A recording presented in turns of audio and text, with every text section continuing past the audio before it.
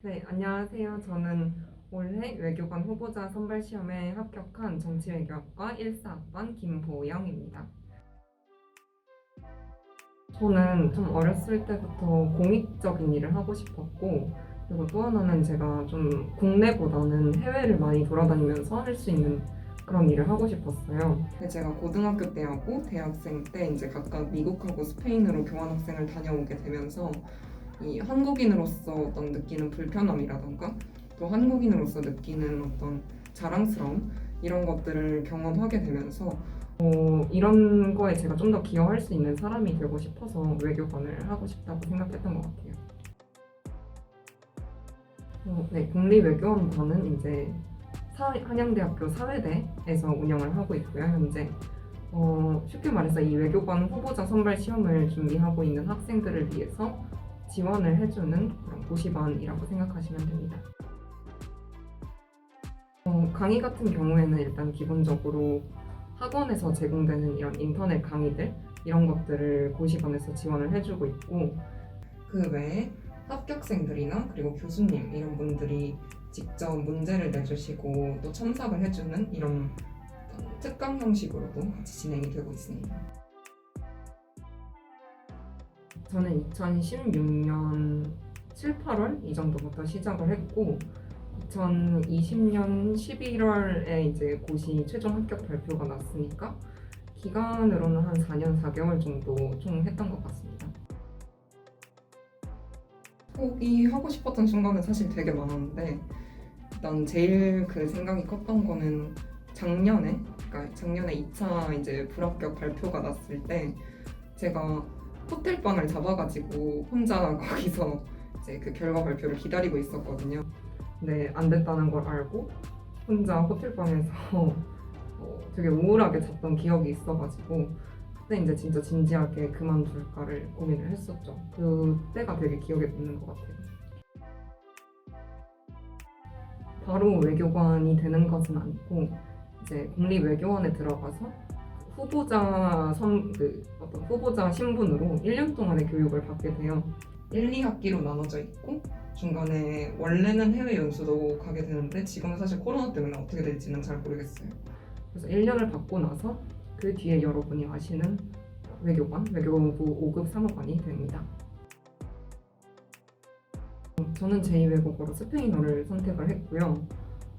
그 선택했던 이유는 사실 제가 축구 선수 리오넬 메시를 되게 좋아해서 처음에 스페인어에 관심을 가지게 되면서 이제 그 언어의 매력을 느껴서 준비를 하게 됐어요. 저는 그 준비로 그냥 학원을 다녔고 그리고 그 외에 제가 할 수 있는 걸로는 뭐 돌아다니면서 스페인어 팟캐스트를 듣는다던가 아니면 평상시에 이제 그런 스페인어 기사들, 특히 저는 그 축구 선수를 좋아했다 보니까 축구하고 관련된 기사들 뭐 이런 거를 스페인어 매체를 통해서 조금 찾아 읽었던 것 같아요. 저는 피셋을 시작할 때 이건 저도 그 행시를 합격하신 선배한테 들었던 방법이었는데 일단은 본인이 아무것도 모르는 상태에서 정확하게 그냥 시간을 재어보고 그 기출 문제를 풀어보라는 조언을 들었어요. 그래서 이게 뭐 반드시 진입해야 하는 점수라던가 진입을 하면 안 되는 점수가 있는 건 아니지만 그래도 본인이 이 시험에 얼마나 적합한 사람인지 그런 거는 조금 알아볼 수 있다고 생각을 하거든요. 그러니까 본인이 혼자서 집에서 시간을 정확하게 재고 풀어보시는 거 그렇게 해서 준비를 시작하셨으면 좋겠고 처음에는 사실 문제가 별로 익숙하지 않기 때문에 점수가 당연히 낮게 나올 수밖에 없어요. 그래서 기출 문제든 모의고사든 많이 풀어보면서 본인한테 잘 맞는 유형을 이제 익혀가시고 그리고 또 필요하시다면 수업도 듣고 그러는 걸 추천드립니다. 저는 고시반에서 제공되는 인터넷 강의들을 위주로 들었고요.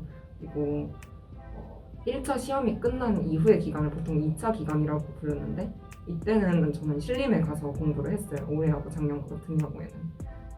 그래서 이 기간 동안에는 직접 거기 신림에 있으면서 매일매일 답안지 작성하는 연습을 했고 그 외의 기간에는 이 학교 고시반에서 제공되는 인터넷 강의들 쭉 이렇게 따라 들으면서 필요한 경우에는 책도 보고 논문도 보고 그리고 또 강의도 보고 이런 식으로 쭉 준비를 했던 것 같습니다.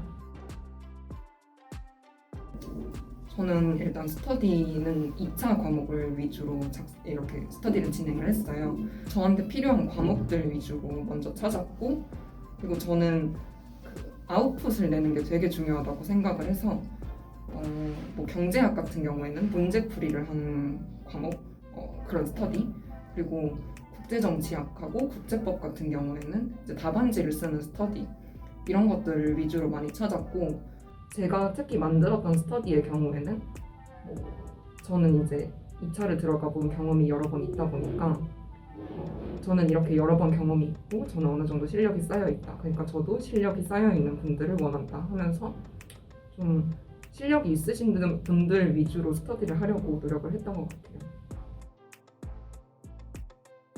제가 정외과 사실 수업을 들은 지가 조금 오래돼서 기억이 가물가물하기는 한데 국제정치학 입문, 국제정치사, 그리고 한국정치외교사 이것도 도움이 됐었던 것 같고 복한 관련 과목들도 저는 도움이 되게 됐던 것 같아요.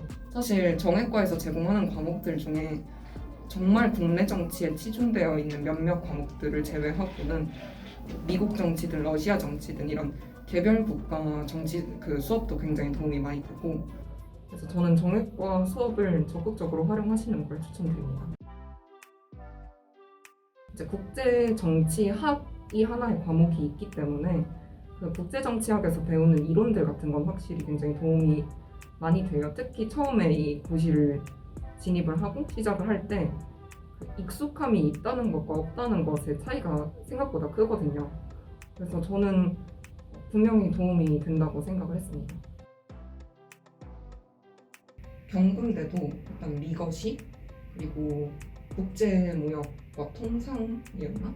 그런 과목도 되게 도움이 많이 됐었고, 경금대에서 들었던 과목도 역시 마찬가지로 그 금융 쪽 수업들을 제외하고는 저는 다 도움이 많이 된다고 생각을 했어요.